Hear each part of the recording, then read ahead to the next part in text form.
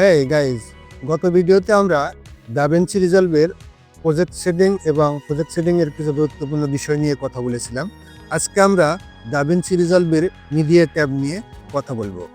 Media tab হচ্ছে সেই tab যেখানে আমরা ফাইল ও ফুটেজ ইম্পোর্ট করে থাকি এবং মিডিয়া ট্যাবের মাধ্যমে তা বেস্ট ওয়েতে অর্গানাইজ হয়ে থাকে এবং এই মিডিয়া ট্যাব হচ্ছে এডিটিং ওয়ার্কফ্লোর প্রথম স্টেপ।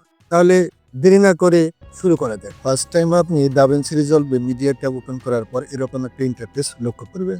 এখানে আপনি ইন্টারফেস যদি অন্যরকম দেখেন, অর্থাৎ এরকম যদি অন্য কোনো ট্যাবে বা অন্য কোনো অপশনে যদি যে থাকে, সেক্ষেত্রে আপনি মিডিয়া ট্যাবে ক্লিক করে এভাবে ইন্টারফেস ঠিক করে নেবেন। এখানে আমরা এই মিডিয়া ট্যাবের প্রথম ইন্টারফেস সম্পর্কে পরিচিত হব। এখানে আমরা প্রথমেই শুরু করব। এখানে দেখতে পাচ্ছি আমরা যে মিডিয়া স্টোরেজ বা লেফট কর্নারে মিডিয়া স্টোরেজ, এখান থেকে আমরা শুরু করব। এই মিডিয়া স্টোরেজ হচ্ছে সেই স্টোরেজ যা আমাদের কম্পিউটারে আছে, অর্থাৎ কম্পিউটারে আমাদের এই মিডিয়া স্টোরেজটা আছে, অনুরূপ হচ্ছে এটা আমাদের একটা মিডিয়া স্টোরেজ। আমরা ডিসপিসিতে যেভাবে পাবো ঠিক সেভাবেই এটা আমরা এখানে পেয়ে যাব। প্রথমে আমরা ওই ফাইলে ক্লিক করব যে ফাইলগুলো নিয়ে আমরা এখানে কাজ করব, অর্থাৎ আমার এখানে ডি ড্রাইভে ওই ফাইলগুলো আছে। আমরা এগুলো, এটা হচ্ছে আমাদের মূলত মিডিয়া স্টোরেজ। আর মেইনলি মিডিয়া পুল হচ্ছে আমাদের এই নিচের এই অংশটা হচ্ছে আমাদের মিডিয়া পুল।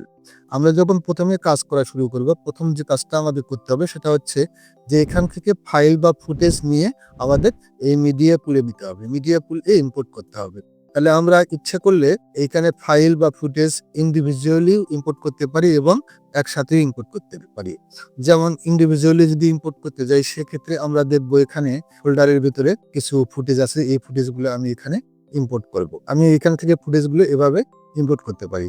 আর ইম্পোর্ট করতে যখনই আমি যাব, তখন এখানে একটা মেসেজ বক্স দেখা যাবে। এই মেসেজ বলতেছে যে চেঞ্জ প্রজেক্ট ফ্রেম রেট, অর্থাৎ প্রজেক্ট ফ্রেম রেট, এই যে এখানে যে ফুটেজটা আমি ইম্পোর্ট করতে চাচ্ছি এটার ফ্রেম রেট চেঞ্জ হবে কিনা। প্রজেক্ট ফ্রেম রেট এবং এই ফুটেজের ফ্রেম রেট ম্যাচিং করছে না। প্রজেক্টের ফ্রেম রেট এবং এই ফুটেজের ফ্রেম রেট এক না হওয়ার কারণে এভাবে একটা মেসেজ দিচ্ছে। প্রজেক্টের সেটিং সম্পর্কে যদি আপনি না বুঝে থাকেন, তবে এর আগের ভিডিওতে আমি প্রজেক্ট সেটিং সম্পর্কে বলেছি, আপনি সেটা দেখে নিতে পারেন। আমি এই ডন চেঞ্জে ক্লিক করছি আর সাথে সাথে এই ফুটেজটা মিডিয়া পুলে ইম্পোর্ট হয়ে যাবে।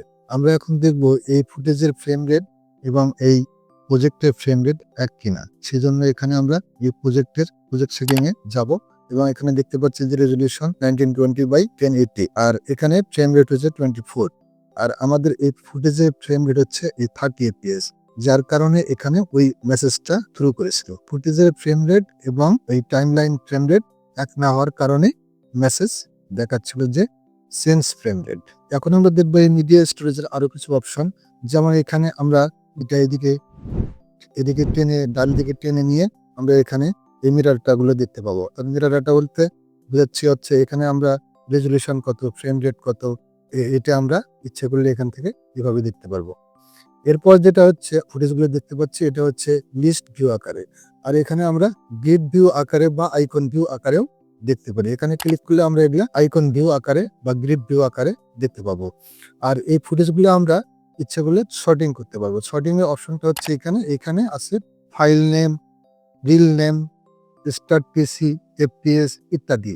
এখানে আমরা ক্লিক করে এখানে ফাইল নেমে ক্লিক করলে আমরা এখানে যদি সার্চ অপশনে ক্লিক করি, ক্লিক করার পরে এখানে আমরা ফুটেজের নাম লিখি, সেক্ষেত্রে আমরা ফুটেজগুলো ওই নাম অনুসারে পেয়ে যাব। যেমন এ দিয়ে আমি এখানে ক্লিক করলাম, এই অক্ষর অনুযায়ী যে কয়টা ফুটেজ আছে সে কয়টা ফুটেজ এখানে লক্ষ্য করব। এরপর আমরা এই অপশনে গিয়ে এখান থেকে আমরা এই গেট ভিউ যে ফুটেজগুলো আছে, ফুটেজগুলোকে আমরা জুম ইন জুম আউট করে এভাবে বড় করে দেখতে পাবো এবং তারপরে ইচ্ছে করলে আমরা এগুলা একটা একটা করে এখানে মিডিয়া পুলে ইম্পোর্ট করতে পারবো। মিডিয়া পুলে আমরা ফুটেজগুলো ফোল্ডার আকারেও ইম্পোর্ট করতে পারি। সেক্ষেত্রে আমরা প্রথমত একটা প্রজেক্টে যাব, যে এই প্রজেক্টে গেলে আমরা এখানে অনেকগুলো ফোল্ডার দেখতে পাচ্ছি। এই ফোল্ডারগুলো থেকে আমি ইচ্ছে করলে এখানে একটা ফোল্ডার সিলেক্ট করব এবং সিলেক্ট করে নিচে ড্রপ করলে এখানে আমরা ওই ফুটেজগুলো পেয়ে যাব। এখন কথা হচ্ছে যে এখানে যখন আমরা এভাবে ফোল্ডার আকারে যখন কোনো ফুটেজ এখানে ড্রপ করব বা এখানে মিডিয়া পুলে ইম্পোর্ট করব, পরবর্তীতে যদি আমরা আবার কোনো ফোল্ডার এখানে ড্রপ করি বা এখানে ইম্পোর্ট করলে এই ফুটেজগুলো একত্র মিশে যাবে। আর একত্র মিশে গেলে আমাদের জন্য সর্টিং করা খুব কঠিন হয়ে পড়বে। আর সেজন্য আমরা অন্য একটা পদ্ধতি ব্যবহার করি, সেটা হচ্ছে এটা আমি ডিলিট করে এখন আমরা যদি ফোল্ডার আকারে ফুটেজ ইম্পোর্ট করি, সেক্ষেত্রে আমরা যে কাজটা করব সেটা হচ্ছে যে এখান থেকে আমরা এই ফোল্ডারগুলো এই বাম পাশে যে মাস্টার আছে মাস্টারের এখানে আমরা ড্রপ করব বা এখানে ইম্পোর্ট করব। এখানে ইম্পোর্ট করলে আমরা ওই ফোল্ডার আকারে ওগুলো পেয়ে যাব। যেমন এখানে আমি একটা ফোল্ডার ইম্পোর্ট করতেছি, এখানে ইম্পোর্ট করার সাথে সাথে এখানে আমরা এইভাবে পেয়ে যাব। অর্থাৎ এই মাস্টারে ক্লিক করে দেখা যাবে যে এটা ফোল্ডার আকারে পেয়ে যাচ্ছে আমরা।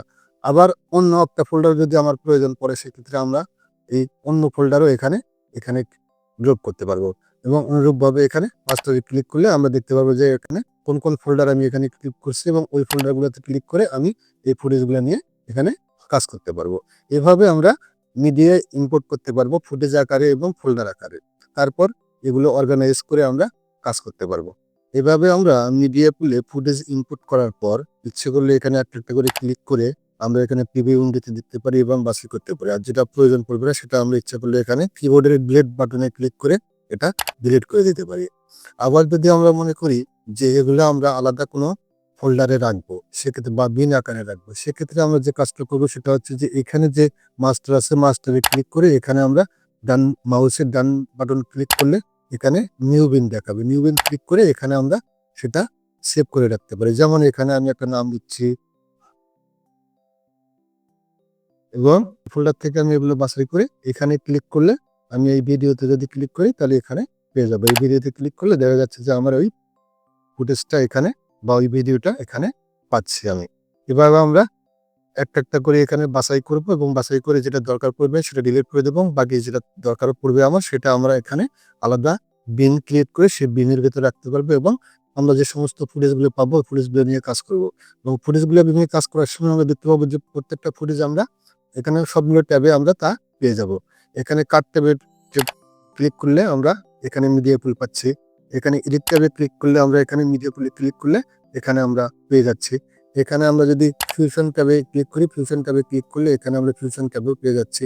এখানে আমরা কালার ট্যাবে যদি ক্লিক করি, কালার ট্যাবে যে মিডিয়া পুলে আমরা এটা পেয়ে যাচ্ছি। এখানে সাউন্ড ডিজাইন যেটা করা হয় ফেয়ারলাইট পেজেও আমরা যেটা সাউন্ড আকারে আছে, অডিও এবং ভিডিও দুটোই আছে, সেটা আমরা এখানে পেয়ে যাচ্ছি। এরপর যে ডেলিভারি পেজ আসলে এটাতে আমরা ভিডিও এক্সপোর্ট করে থাকি, এখানে ওইভাবে আমরা ওগুলো পাবো না। এখানে আমরা যে সমস্ত ফুটেজ ইম্পোর্ট করেছি তার কিছু মেটাডাটা বা ডিটেলস ইনফরমেশন আমরা এখানে পাবো, like clip name, start time, end time, duration, frames, types. এই টাইপসে আমরা পাবো ভিডিও পাবো, যেমন স্টিল, আবার দেখা যাচ্ছে ভিডিও প্লাস অডিও। অর্থাৎ টাইপে আমরা পাবো এতে ভিডিও কিনা এবং স্টিল বা ইমেজ স্থির ছবি কিনা, টাইপের ভিতরে আমরা বিস্তারিত পাবো। এরপরে পাবো হচ্ছে রেজুলেশন, অর্থাৎ যে ফুটেজটা আমরা এখানে ইম্পোর্ট করেছি এর রেজুলেশন কি কত। যেমন এখানে আছে হচ্ছে 1280 বাই 720। এরপর আমরা যেটা পাবো সেটা হচ্ছে FPS অর্থাৎ ফ্রেম রেট পার সেকেন্ড। তারপরে আমরা যে অপশনটা পাবো সেটা হচ্ছে অডিও চ্যানেল। এরপর আমরা যেটা পাবো সেটা হচ্ছে ফাইল পাথ বা ফাইল নেম। এই কলামে যদি আমরা রাইট ক্লিক করি তাহলে এখানে আমরা আরো কিছু অপশন যোগ করতে পারবো, যেমন ফাইল নেম। এখানে ফাইল নেম ক্লিক করার সাথে সাথে এখানে আমরা ফাইল দেখতে পাচ্ছি। এভাবে আমরা এগুলো এই মিডিয়া পুলে শর্টিং করতে পারবো এবং শর্টিং করে আমরা নির্ধারিত কাজগুলো সারতে পারবো। এরপরে যেটা আমরা পাবো এইটা হচ্ছে ফরম্যাট কি, পিএনজি, যেমন পিএনজি আছে।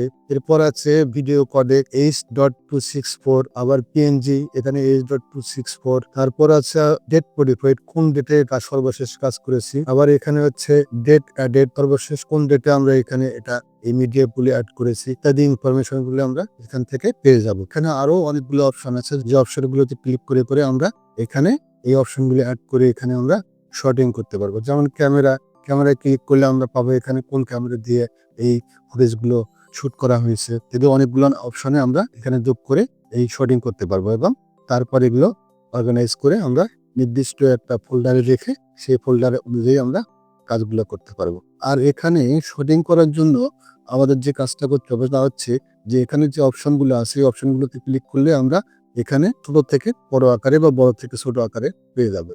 যেমন এখানে আমরা ক্লিক করতেছি, এখানে ক্লিক করলে রেজলিউশনে ক্লিক করার সাথে সাথে আমরা সবচেয়ে কম রেজলিউশন যেটা সেটা থেকে শুরু করে সর্বশেষে আমরা সবচেয়ে বড় রেজলিউশনটা পাবো।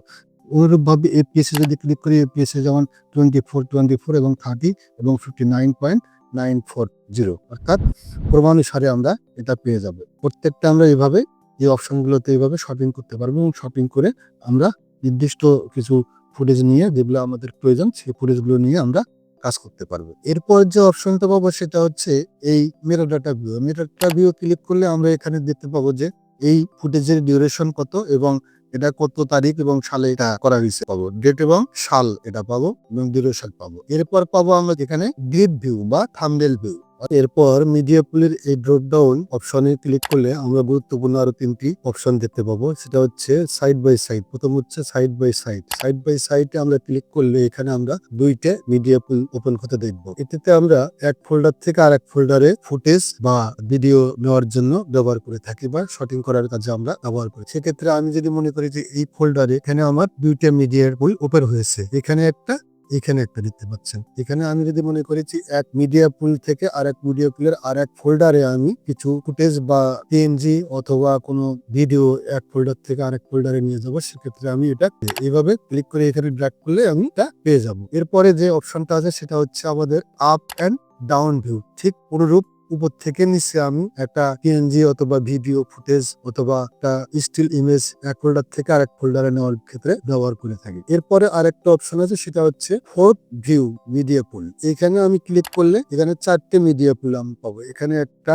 এখানে একটা এবং এইখানে একটা, এইখানে একটা, মোট 4টি মিডিয়া পুল আমরা এখানে দেখতে পাচ্ছি। আমি যদি মনে করি এখান থেকে এখানে নিয়ে যাব অথবা এখান থেকে এখানে নিয়ে যাব অথবা এখান থেকে এখানে নিয়ে যাব, এক ফোল্ডার থেকে আরেক ফোল্ডারে আমি ফুটেজ বা পিএনজি অথবা কোনো স্টিল ইমেজ নিয়ে যেতে পারবো এবং শটিং এর ক্ষেত্রে এই অপশনগুলো আমাদের খুবই কাজে লাগে। আমরা এখানে পূর্বের অবস্থানে ফিরে যাব, অর্থাৎ সেই স্ট্যান্ডার্ড দিয়ে চলে যাব। স্ট্যান্ডার্ড দিয়ে যাওয়ার পর এখানে মিডিয়া পুলে আরেকটা গুরুত্বপূর্ণ অপশন আছে, সেটা হচ্ছে এই যে যখন আমরা কোনো ফোল্ডারে কিছু ফুটেজ বা ইমেজ আছে যেগুলো আমরা বারবার ব্যবহার করে থাকি এবং বারবার আমাদেরকে ব্যবহার করতে হয়, সেক্ষেত্রে কি করা লাগতেছে, আমাদেরকে এখানে বারবার এই মিডিয়া পুলে এখান থেকে নিয়ে মিডিয়া পুলে ইম্পোর্ট করা লাগতেছে। সেক্ষেত্রে আমরা আর একটা গুরুত্বপূর্ণ অপশন এই দাভিন্সি রিজলভে পাবো, সেটা হচ্ছে যদি আমার এখানে একটা ফুটেজ ফোল্ডারের কিছু ইমেজ বা স্টিল ইমেজ অথবা ফুটেজ অথবা দেখা যায় যে ভিডিও আবার বেশি প্রয়োজন হয়, বারবার ব্যবহার করার প্রয়োজন হয়, আমরা তখন এটার উপর ক্লিক করব। ক্লিক করার পর এখানে একটা অপশন পাবো, সেই অপশনটা হচ্ছে এই যে অ্যাড ফোল্ডার টু ফেভারিট। এই অ্যাড ফোল্ডার টু ফেভারিটে এখানে ক্লিক করার সাথে সাথে এটা অ্যাড হয়ে যাবে, যেমন এখানে অ্যাড হয়ে গেছে। অর্থাৎ আমি এটা বারবার যাতে আমাকে সার্চ দিয়ে বের করতে না হয়, সেজন্য আমরা এখানে অ্যাড টু ফোল্ডারে ফেভারিটে ক্লিক করলে, অ্যাড টু ফেভারিটে ক্লিক করলে অটোমেটিকলি সেইটা আমার এখানে ফেভারিটে থাকবে এবং এখানে ক্লিক করে আমি এটা ব্যবহার করতে পারবো। অ্যাড টু ফোল্ডারের ভিতর যা যা আছে সেইগুলা, এই ফোল্ডারের ভিতর যা আছে সেগুলো আমি এখানে ব্যবহার করতে পারবো এবং খুব সহজে কাজ করতে পারবো। এরপর যে অপশন আমরা পাবো, এই ফুটেজে ক্লিক করে এই স্লাইডারের মাধ্যমে যদি আমরা সামনে পিছনে যাই, তাহলে এই ফুটেজটার বা এই ভিডিওটার আমরা সামনে পিছনে দেখতে পাবো। এবং এরপরে আর একটা অপশন পাবো, সেটা যদি মনে করি যে এইটা প্লে করবো, প্লে করলে আমরা এখানে ক্লিক করলে এটা প্লে হয়ে যাবে, এটা ফরওয়ার্ডে প্লে হবে। এবং এরপর যদি আমরা মনে করি সেটা রিভার্সে প্লে করতে পারবো, এখানে ক্লিক করলে আমরা এটা রিভার্সে প্লে হয়ে যাবে। এরপর যদি আমরা মনে করি এই অপশনে ক্লিক করলে এটা আমরা পজ করে রাখতে হবে, এখানে ক্লিক করলে এটা পজ হবে।